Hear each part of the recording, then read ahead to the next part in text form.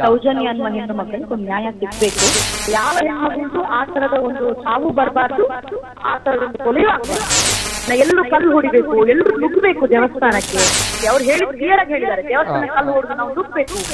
ಗರ್ಭಗುಡಿಯಲ್ಲಿ ದೇವರೇ ಇಲ್ಲ, ಪೂಜೆಗಳೇ ಆಗೋದಿಲ್ಲ. ಅದ್ರ ಬಗ್ಗೆ ಈಗ ಕೆಲವರು ಹೇಳ್ತಾರೆ ಎಲ್ಲರೂ ಅದು ಅತ್ಯಾಚಾರಿಗಳ ವಿರುದ್ಧದ ಹೋರಾಟ ಅಲ್ಲಿ ದೇವಸ್ಥಾನ ಬಂದಿದೆ. ನಾನು ದೇವಸ್ಥಾನ ವಿಷಯ ಬಂದಾಗ ನಾನು ಸಂಪೂರ್ಣವಾಗಿ ನಾನು ಪರಶಿವನ ಬದಿಯಲ್ಲಿ ನಿಲ್ಲುವ ಒಬ್ಬ ಭಕ್ತೆ, ಅದನ್ನು ನಾನು ಸ್ಪಷ್ಟವಾಗಿ ಹೇಳ್ತೇನೆ. ಅದನ್ನು ಬಿಟ್ಟು ಅದು ಜೈನರು ಯಾಕೆ ಅಲ್ಲಿದ್ದಾರೆ, ಜೈನರು ಏನ್ ಪ್ರಶ್ನೆ ಅದು ಮಾತಾಡಬಾರ್ದಲ್ಲ. ದೇವಸ್ಥಾನ ನಾವು ನೋಡಿ, ನಾವು ಊಟ ಮಾಡುವಾಗ ನಾವು ಮಡೆಬಾಯಿ ಅಂತ ಹೇಳ್ತೇವೆ ತುಳುವಲ್ಲಿ. ನಾವು ಆ ಧರ್ಮಸ್ಥಳದ ಹೆಸರು ಹೇಳಿದ್ರೆ ಹೇಗೆ ಬೆಟ್ಟಿರ್ತಿತ್ತು ಗೊತ್ತಾ ನಿಮ್ಗೆ? ಅವರಿಗೆ ಈ ಕ್ಷೇತ್ರದ ಬಗ್ಗೆ ಏನೂ ಗೊತ್ತಿಲ್ಲ, ಎಲ್ಲರೂ ಮಾತಾಡ್ತಾರೆ ಅಲ್ಲಿ ಹೊಡೀರಿ, ಹೋಗಿ ನುಗ್ಗಿ. ಏನ್ರಿ ಅದು? ಈ ಯುಗದಲ್ಲಿ ಕೂಡ ಒಂದು ಹೆಂಗಸು ಬಂದು ನನ್ನ ಹೀಗೆ ಒಬ್ಬಳು ಮಗಳಿದ್ಲು, ಅವಳು ಹೀಗಾಗಿದೆ ಅಂದಾಗ ನಾವು ನಂಬ್ತೇವೆ. ಅವಳು ಎಲ್ಲಿದ್ಲು, ಅವಳು ಯಾರು, ಹೌದಾ ಅನ್ನೋ ಪ್ರಶ್ನೆ ಮಾಡುವಂತಹ ಸ್ಥಿತಿಯಲ್ಲೂ ಜನರಿಲ್ಲ. ಇರ್ಬೋದೇನು, ಎಷ್ಟು ಚೆನ್ನಾಗಿ ಅಳ್ತಾ ಇದ್ರು ಮಾರೆ ಚಾನಲ್ಗಳಲ್ಲಿ, ಎಷ್ಟು ಚೆನ್ನಾಗಿ ಕಥೆ ಕಟ್ತಾ ಇದ್ರು. ಈಗ ನೋಡಿದ್ರೆ ಚಾನಲ್ ಅವರಿಗೆ ಬೈತಾರೆ, ಮಾಧ್ಯಮದವರು ಮೈಸಿ ತಕ್ಷಣ ಬೈತಿದ್ದಾರೆ ಮಾಧ್ಯಮದವರು. ಇದು ನಮ್ಗೆ ಈಗ ಕ್ಲಿಯರ್ ಆಗಿ ಗೊತ್ತಾಗ್ತಾ ಇದೆ, ಇದು ಧಾರ್ಮಿಕ ಕ್ಷೇತ್ರವನ್ನೇ ಟಾರ್ಗೆಟ್ ಮಾಡ್ತಿದ್ದಾರೆ. ನಾನು ಅವತ್ತು ಧರ್ಮ ಸಂರಕ್ಷಣಾ ವೇದಿಕೆಯಲ್ಲಿ ನಾನಿದ್ದೆ. ಅಲ್ಲಿ ಕೂಡ ನಾನು ಮೊದಲು ಶಬ್ದ ಬಳಕೆ ಮಾಡಿದ್ದದೆ ಸೌಜನ್ಯ ಅನ್ನುವ ಹೆಣ್ಣು ಮಕ್ಕಳಿಗೆ ಒಂದು ನ್ಯಾಯ ಸಿಗ್ಬೇಕು, ಅದ್ರ ಬಗ್ಗೆ ಯಾವ ತಕರಾರು ಇಲ್ಲ ಅಂತ. ನಾನು ಕಾರ್ಯಕ್ರಮ ಆಯೋಜನೆ ಮಾಡಿದ್ರಲ್ಲ ಅವ್ರ ಹತ್ರನು ನಾನು ಆ ಮಾತನ್ನ ಹೇಳಿ ಪ್ರಾರಂಭಿಸ್ತೇನೆ ಅಂತ ಹೇಳಿದ್ದೆ. ನಾನು ಅದನ್ನೇ ಆ ವೇದಿಕೆಯಲ್ಲಿ ಕೂಡ ಹೇಳಿದ್ದೆ. ಸೊ ಅದಾದ್ಮೇಲೆ ನಾನು ಅಲ್ಲಿ ಮಾತಾಡಿದ್ದು ಈ ಫೇಸ್ಬುಕ್ ಅಲ್ಲೆಲ್ಲ ಬರುವ ಕಮೆಂಟ್ಸ್ ಅದ್ರ ಬಗ್ಗೆ ಮಾತಾಡಿದ್ದೆ. ಈಗ ಆಗ್ತಿದೆಯಲ್ಲ ಈ ಎಲ್ಲ ಪ್ರಚಲಿತ ವಿಷಯ, ಇದು ನಮ್ಗೆ ಈಗ ಕ್ಲಿಯರ್ ಆಗಿ ಗೊತ್ತಾಗ್ತಾ ಇದೆ, ಇದು ಧಾರ್ಮಿಕ ಕ್ಷೇತ್ರವನ್ನೇ ಟಾರ್ಗೆಟ್ ಮಾಡ್ತಿದ್ದಾರೆ ಅಂತ. ಸೊ ಈಗ ನಾವು ಈ ಹಿಂದೂ ಧರ್ಮದವರು ಹೇಗೆ ಎಚ್ಚೆತ್ತುಕೊಳ್ಬೇಕು ಅಂದ್ರೆ, ಕರೆಕ್ಟ್ ಆಗಿ ಯೋಚನೆ ಮಾಡಿ. ಇಲ್ಲಿ ಹೆಣ್ಣು ಮಕ್ಕಳು ಅತ್ಯಾಚಾರ ಅಂದಾಗ ಎಲ್ರು ಸೆನ್ಸಿಟಿವ್ ಆಗ್ತಾರೆ. ಈಗ ನಾವು ಹೆಣ್ಮಕ್ಳೇ, ನಮ್ಮ ಕುಟುಂಬದಲ್ಲೂ ಹೆಣ್ಮಕ್ಳು ಇರ್ತಾರೆ, ಅಥವಾ ನಮ್ಮವರು ಫ್ರೆಂಡ್ಸ್ ಯಾರು ಹೆಣ್ಮಕ್ಳಿದ್ದಾರೆ. ಆದ್ರೆ ಯಾವ ಹೆಣ್ಮಗುಳ್ದು ಆ ತರದ ಒಂದು ಸಾವು ಬರಬಾರ್ದು, ಆ ತರದ ಒಂದು ಕೊಲೆಯೂ ಆಗ್ಬಾರ್ದು. ಅದಕ್ಕೆ ಎಲ್ಲರೂ ಇರುತ್ತೆ.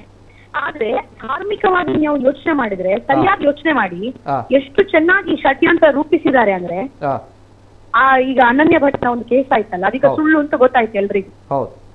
ಆ ಹೆಂಗಸು ಒಂದ್ 2-3 ದಿನದ ಹಿಂದೆ ಮಾತಾಡುವಾಗ ಆ ವರ್ಡ್ ಯೂಸ್ ಮಾಡ್ತಾರೆ ನೋಡಿ, ಎಲ್ಲರೂ ಕಲ್ಲು ಹೊಡಿಬೇಕು, ಎಲ್ಲರೂ ನುಗ್ಗಬೇಕು ದೇವಸ್ಥಾನಕ್ಕೆ.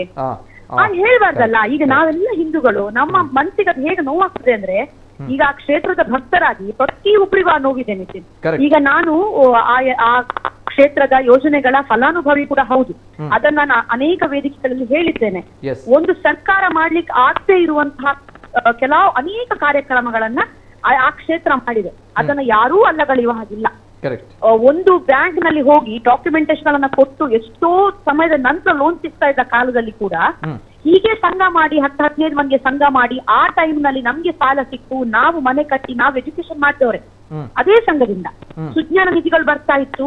ಸಂಪೂರ್ಣ ಸುರಕ್ಷಾ ಅನ್ನುವ ಯೋಜನೆ ಎಲ್ಲಿ ತನಕ ಉಪಯೋಗ ಆಗಿದೆ ಅಂದ್ರೆ, ಎಷ್ಟು ಮಂದಿಗೆ ಆರೋಗ್ಯ ಇದ್ದವರಿಗೆ ಇನ್ಶೂರೆನ್ಸ್ ನ ಹಣ ಸಿಕ್ಕಿದೆ ನಮ್ಗೆ. ಎಲ್ಲ ಅಲ್ಲಗಳೆಯುವ ಹಾಗಿಲ್ಲ ಅಲ್ಲ. ನಾವು ಒಂದು ಸರ್ಕಾರ ಮಾಡುವ ಕೆಲಸವನ್ನ ಅಲ್ಲಿ ಹೆಗಡೆ ಅವರು ಮಾಡಿದ್ದಾರೆ. ಅವರನ್ನ ಬೇಡದ ಶಬ್ದಗಳಿಂದ ಬೈಯೋದೆಲ್ಲ ಬಹಳ ನೋವಾಗ್ತದೆ ಅಲ್ಲಿ ಆ ಕ್ಷೇತ್ರದ ಭಕ್ತರಿಗೆ. ಇದನ್ನ ನಾವು ಯೋಚನೆ ಮಾಡ್ಬೇಕು. ಈಗ ಧರ್ಮಸ್ಥಳಕ್ಕೆ ಕಲ್ಲು ಹೊಡಿಬೇಕು, ಸಾರಿ ಅವ್ರು ಹೇಳಿದ್ ಕ್ಲಿಯರ್ ಆಗಿ ಹೇಳಿದ್ದಾರೆ, ದೇವಸ್ಥಾನ ಕಲ್ಲು ಹೊಡೆದು ನಾವು ನುಗ್ಬೇಕು. ಇತ್ತೀಚೆಗೆ ನಾನು ಟ್ರಿಪ್ ಮಾಡ್ತೇನೆ ಹಂಪಿಗೆ.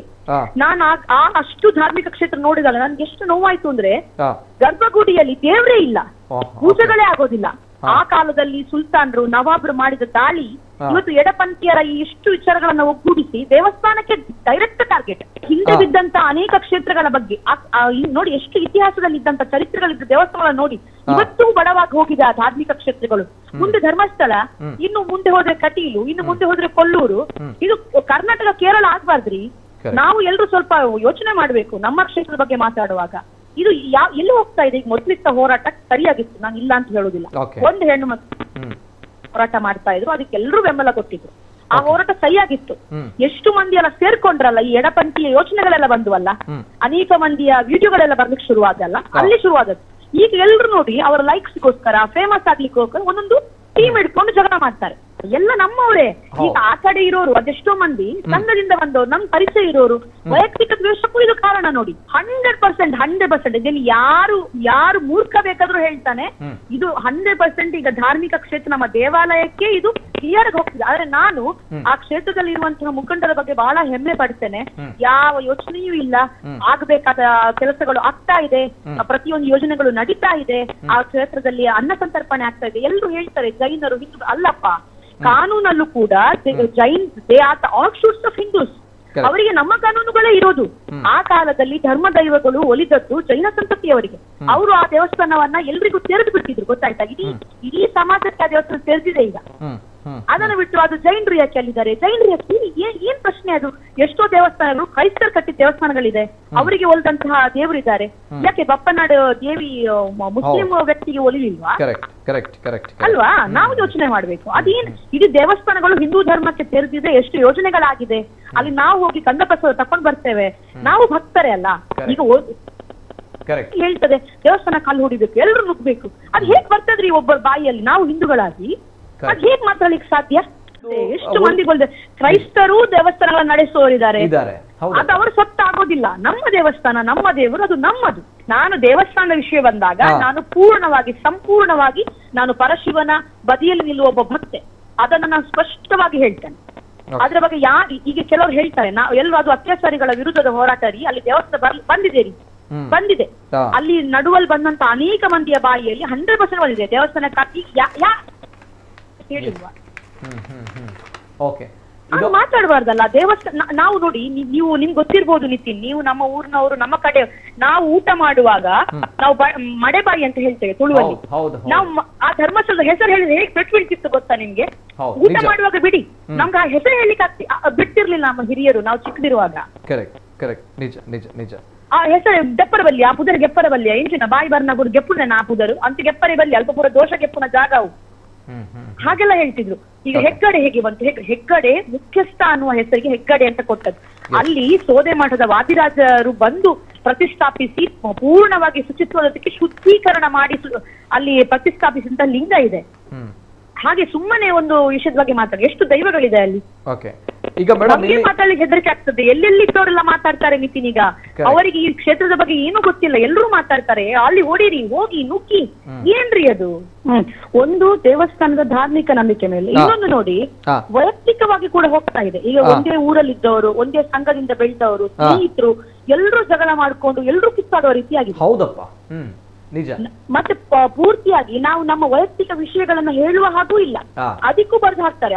ಇನ್ನು ಯಾರು ಆ ಸೈಡ್ ಮಾಡ್ತೀರಿ, ಇನ್ನು ಈ ಸೈಡ್ ಮಾಡ್ತೀರಿ, ಆತರ ಇರಬಾರ್ದು. ಗೊತ್ತಾಯ್ತಾ? ನಮ್ಮ ವೈಯಕ್ತಿಕ ಏನಿದೆ ಅದನ್ನ ನಮ್ಗೆ ಹೇಳಲಿಕ್ಕೆ ಬಿಡಿ. ಅದನ್ನ ಬಿಟ್ಟು ಇದ್ದಬತ್ತ ಫೇಸ್ಬುಕ್ ಫೇಕ್ ಅಕೌಂಟ್ಗಳಲ್ಲಿ ಅವರನ್ನ ಬರೆಯೋದು, ಇವ್ರನ್ನ ಬರೆಯೋದು. ಯಾರು ಒಬ್ಬ ಮಗ ಕೂಡ ಡೈರೆಕ್ಟ್ ಬಹಳ ಕಡಿಮೆ ಆಯ್ತಾ ಡೈರೆಕ್ಟ್ ಆಗಿ ಟಾರ್ಗೆಟ್ ಇಟ್ಟು ಬರೆಯೋದು. ಆ ಫೇಕ್ ಇದಕ್ಕೆಲ್ಲ ಏನ್ ಹೇಳ್ತೀರಿ?